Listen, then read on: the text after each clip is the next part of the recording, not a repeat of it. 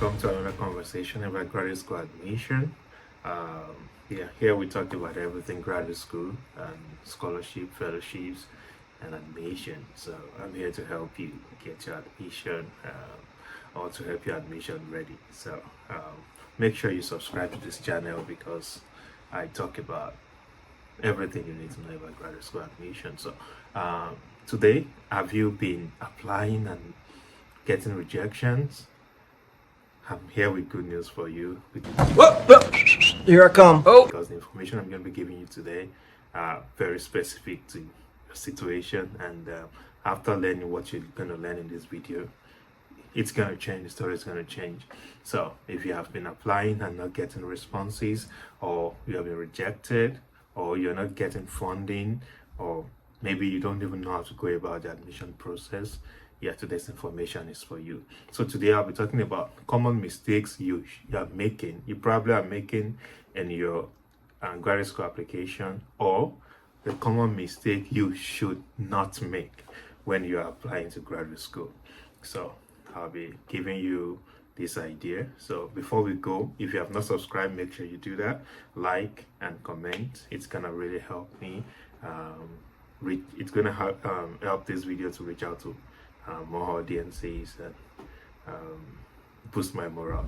So the first thing you don't want to do is to use a generic SOP, and this is what I find most people doing. I know it's very hard to come up with a statement of purpose.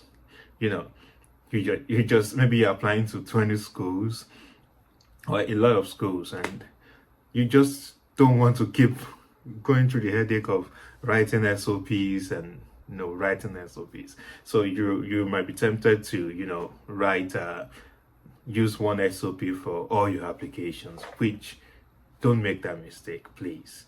As much as you might be tempted to do that, you want to make sure that your SOP is especially or particularly tailored to the school you are applying to or the program you are applying to.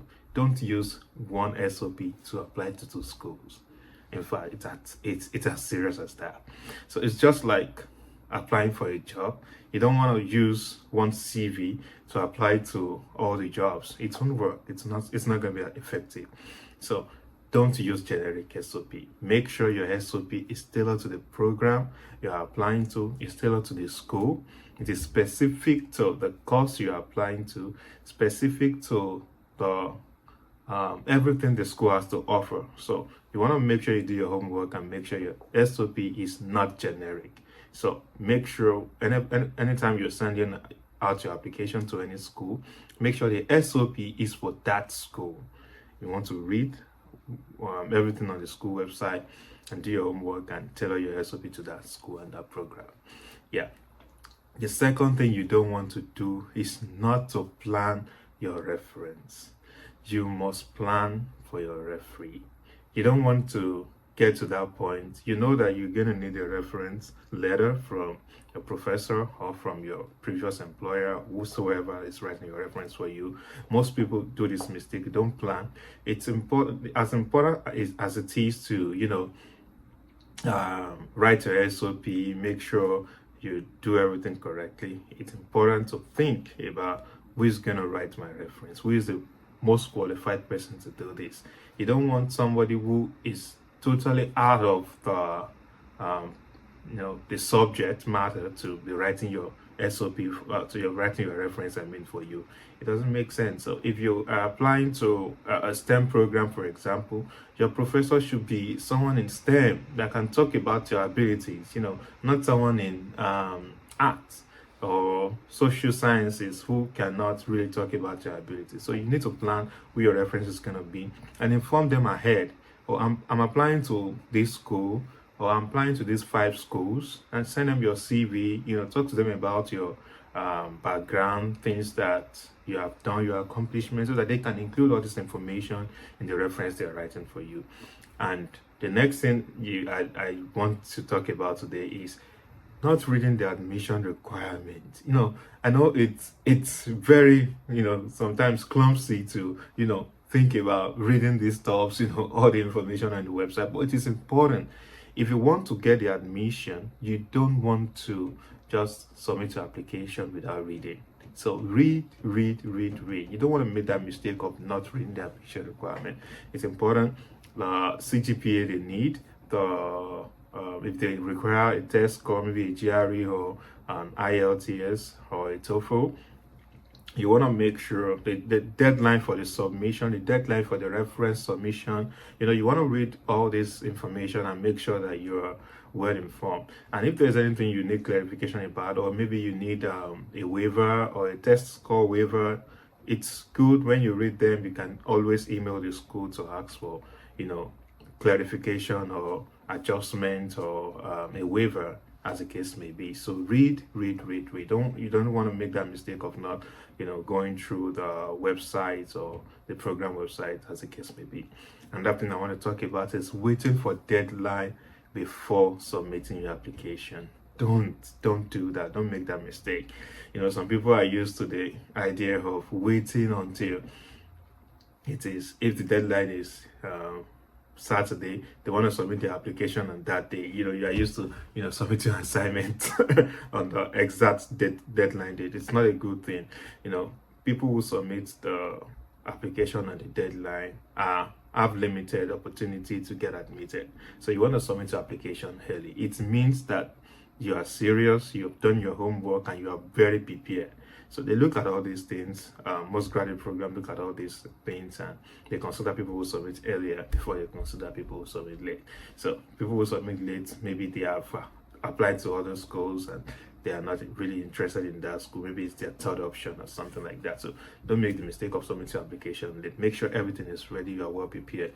Another thing I want to talk about is applying to programs you don't qualify for. Most people are like this. They just throw out applications around and they don't really check if they actually qualify for what they are applying to.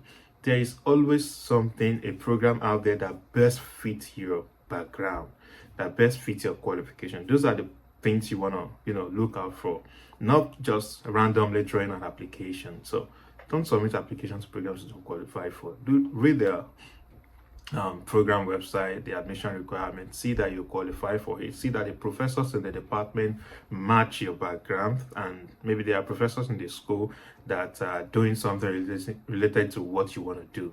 You don't want to throw out application to a program that they don't do anything related to what you are doing. For example, you want to do something on water engineering, and in the department they don't have any professor doing something like that. So who's going to hire you? So applying for a graduate school, you have to be strategic. Don't just throw application. Make sure you are applying to programs you are qualified for. On the school website, if you read the professor's website, you will see the kind of research that these professors are doing, and it will help you see if this program aligns with your own interest. So you want to look at that. Another thing is CVs that does not match your SOP, and this happens a lot of times. So you don't want to just apply in a rush. Graduate school application is just like applying to a job you really want.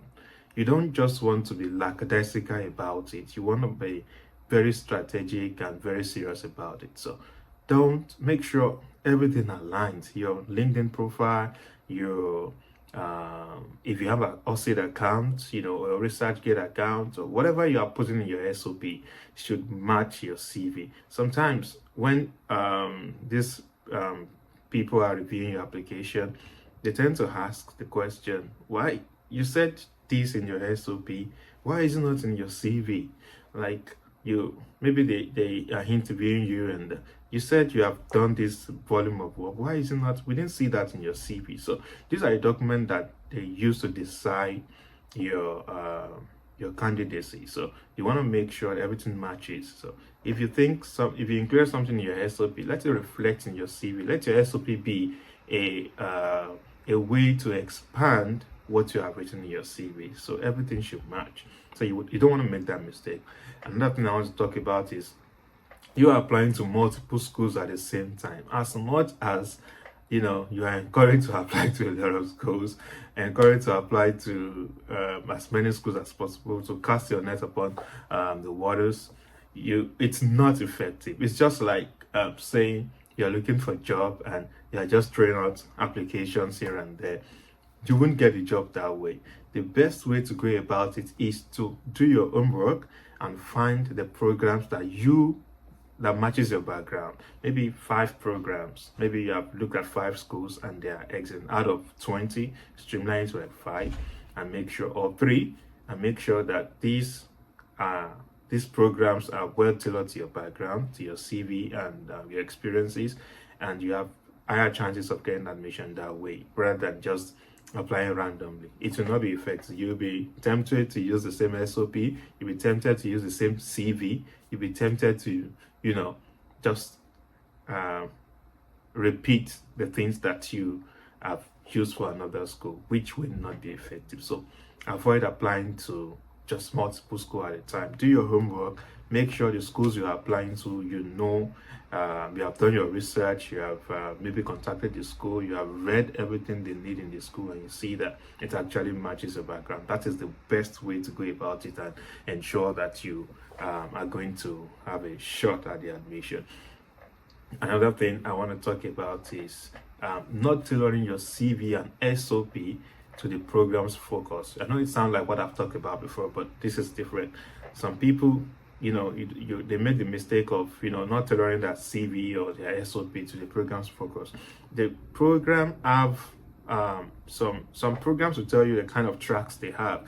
Maybe the college have maybe 3 tracks for their PhD program or 2 tracks for their master's program, and you're applying to maybe the technology track or the science or whatever track it is. Your CV and your SOP should be tailored to the focus of what you're applying to, the focus of what a graduate program is about. Maybe their program is about sustainability and you want to do something that is totally unrelated to sustainability, or their program is about technology and innovation, and you want to do something that is more that is way off that track, and you are applying it, they won't look at your application twice because you are not a great fit. So you want to be a great fit. So look at the program you're applying to, do your homework. A good way to do this is to, look at LinkedIn and contact to current students or previous students of the program, and let them advise you, talk about the program, or you might contact the graduate coordinator. Ask questions about the program that you're thinking about applying. You want to learn more about your program, know what the program is about and how it matches your own background, and if it's a great fit for you. They'll be happy to talk about their program with you and share some information maybe on the website for you to read more about it, or tell you who to contact. While they're talking with you, they might tell you, you might want to contact Professor XYZ or Professor ABC. That they will be able to give you more information, because it seems like they are doing something related to what you want to do. So you don't want to you want to avoid these mistakes, or you want to make sure you think about these things while you are applying to your graduate program. So if you have any questions about graduate school admission, I'm always in the comment section answering your questions. So and if you think this video is a great resource for you or for your friends or loved ones, you do well to share with them. So you can just click on the share button and share with them, and I'll be happy to talk about any other thing you think you want to learn more about in my subsequent video. I make a lot of videos, so do well to watch other videos, and don't forget to subscribe to this channel. I always love to bring you great resources. So see you around, and I wish you success in your graduate school application, in your scholarship seeking, and whatever endeavor you find yourself. All right, take care and see you in the next videos.